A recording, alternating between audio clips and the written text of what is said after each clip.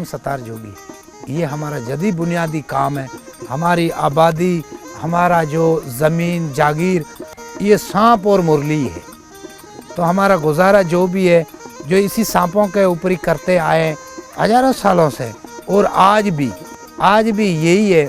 तो सांप है, उस सांप को रखते हैं घर के अंदर हम, और हमारे छोटे बच्चे हैं सांप को गले में डालकर घूम रहे हैं, पर सांप काटेगा नहीं। बादशाह पीर दस्तगीर साईं का कसम और कौल देते हैं हम उसको, तो उस कौल के अंदर वे बैठे रहते हैं और हमारे पास टिकते हैं। तो हमको ये यकीन है, तो ये सांप कभी हमारे बच्चों को भी काटेगा नहीं। तो हम उसको घर में बिठाते हैं, फिर उसको सुबह उसको शहर में ले जाते हैं। शहर में ले जाकर और किसी जगह पे बैठकर उस सांप को निकाल कर फिर मुरली बजाते हैं। मुरली पे सांप को नचाते हैं। कोई दुनिया आकर देखते हैं, कोई बच्चे, कोई सारे आकर देखते हैं सांप को। कोई बेचारा 5 रुपया देता है, कोई 10 रुपया देता है, कोई 2 रुपया, कोई 1 रुपया देता है। तो फिर जोगियों का कुछ रोज़ी का मसला बन जाता है। फिर शाम का घर पे आया, कुछ आटा लिया, कुछ सांप का दूध लिया, अंडे लिए, उसका खाना पीना लिया, फिर घर पे आकर सो गए। सांपों के 172 नस्ल है, जिसके अंदर 120 नस्ल थर के अंदर है, और बाकी कुछ है वे 50-60 नस्ल बना। तो सुबह बलूचिस्तान में या सरहद में पहाड़ियों का इलाका जिधर भी है, जबल जो पहाड़ होते हैं, पत्थरों के इलाके में कम सांप है, बाकी रेत के इलाके में सांप ज़्यादा रहते हैं। जो सांप काटते हैं, हमारे कबीले के अंदर जोगियों का हमारा जदी बुनियादी यही इलाज है। ये डॉक्टर और साइंस तो अभी निकली है, पहले इलाज नहीं था डॉक्टरों का। पहले हमारे जोगी क्या करते थे, जिधर सांप ने काटा, यहाँ पे सांप ने काट लिया, तो हमारे जोगी ऐसे मुंह से जहर को खींचते थे। जहर को ऐसे खींच कर थूकते थे, तो ज़ुबान को जहर लगता है ना खींचने से, तो ज़ुबान फट जाती है जहर से। तो इसके लिए रेत थोड़ी डालनी पड़ती थी मुंह में। एक ये दरकट होता है नीम का जो दरकट है, उसके जो पत्तों की थोड़ी टाली लेकर, उसका झाड़ लेकर, फिर ऐसे उसके ऊपर कलाम लगाते थे। यहाँ पे सांप ने काटा, वहाँ पे कलाम लगाते थे, बुजुर्गों के नाम लेते थे, अल्लाह की कलाम पढ़ते थे। उस पढ़ने से जहर आगे नहीं जाते थे, बाहर निकल रहे, बिल्कुल ऐसे डंग से ये वापस क्रॉस हो रहा है, नीचे गिर रहा है जहर। ये इलाज थे हमारे।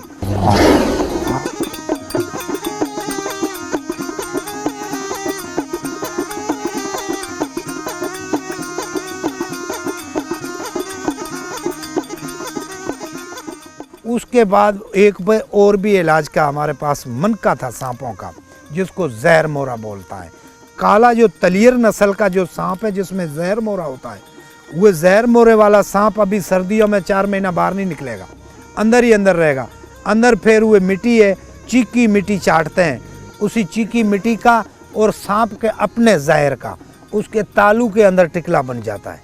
तो फिर वही जहर मोरा मनका जो बोलते हैं हम रखते हैं, साफ सुथरा करके अपने घर पे रखते हैं। तो किसी को भी सांप ने काट दिया, जिधर काटा उधर हम रखते हैं, फिर वो जहर को खींच कर फिर खुद नीचे गिर जाएगा। इसके अंदर अल्लाह ने किरामत रखी है, इस मनके के अंदर, जहर मोरे के अंदर। जैसे जड़ी बूटी में घास है, जड़ी बूटी क्या है, घास है, एक छोटे दरकत है, पर उसमें भी अल्लाह रसूल ने किरामत रखी है। जो लुकमान हकीम, उन्होंने भी इंसानों का इलाज करता आया। तो ये सब चीज़ में अल्लाह की किरामत है। गोगा पीर साईं ये था, तो 1430 में गोगा पीर की जो पैदाशी थी, और जब गोगा पीर की कहानी चलती थी, और उनके जो मुरीद थे, मुरीद सांप थे, वो सांपों का मुर्शिद था। तो गोगा पीर का बात ये है, तो वह सांपों की 4 पाई बनाता था। ऐसे 4 पाई सांपों की बनाकर सारे नस्लें सांपों के जितनी थी, गोगे पीर की हाज़िरी देने के लिए आते थे। तो 4 पाई बनाकर ऊपर सोता था, और जब शाम होती थी, जब उसका कचकोल था गोगे पीर का, उसी गोगे पीर के कचकोल के अंदर सारे सांप थोड़ा थोड़ा 2-2 कतरे जहर के फेंकते थे। वो जहर फिर वो गोगा पीर खुद पीता था। गोगे पीर का एक जगह था, जबल पहाड़ के अंदर ऐसे गार थी, ऐसे बड़ी, उस गार के अंदर गोगा पीर ऐसे कर अंदर जाकर उस 4 पाई सांपों की बना के सोता था। तो उस गोगे पीर की जिधर नज़र पहुंचती थी, उधर उसको जहर असर नहीं होता था। तो फिर वे जो लुंडी जाकर क्या किसी जगह पे बैठी, ऊपर उसी गेट के ऊपर जाकर बैठी, जहाँ से गुजरता है गोगा पीर, ऊपर जाकर लुंडी वहाँ पे बैठ गई। जब गोगा पीर ऐसे होकर नीचे गर्दन करके ऐसे अंदर जा रहे थे, वहाँ से ऊपर से उस लुंडी ने डंग लगाया गोगे पीर को इधर पीछे, अपने गर्दन के पीछे यहाँ पे डंग लगाया। तो उधर गोगे पीर की नज़र नहीं पहुँच रही है, जिधर नज़र पहुँचती है उधर जहर असर नहीं होता है। तो फिर गोगा पीर बेचारा अल्लाह को प्यारा हो गया।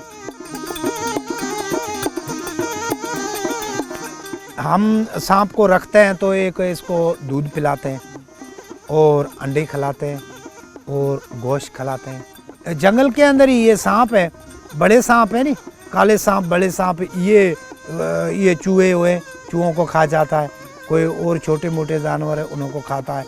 तो ये जो सांप है इसके 122 अंडे होते हैं, ये सावन के महीने पे देती है और 122 अंडे हैं। उसमें जब ये अंडों के ऊपर बैठ जाती है मादा, तो फिर वो कच्चे होते हैं, वो खाती जाएगा और खाना पीना नहीं खाएगा, वो कच्चे अंडे ही खाती जाएगा। फिर खाते खाते खाते जब 40 दिन के बाद इसके अंडे पक्के हो गए, उनमें बच्चा पैदा हो गया अंडों के अंदर, फिर उसी अंडे को बच्चा पैदा हो गया जिस अंडे के अंदर, उस अंडे को नहीं खाएगा। फिर वो सारे अंडे उनमें बच्चे पैदा हो जाते हैं, फिर वो बच्चे ही बच्चे हो जाते हैं उनके अंदर। फिर कुछ सांप बच्चे मर जाते हैं, कुछ बच जाते हैं। फिर तो ये अल्लाह की मखलूक है।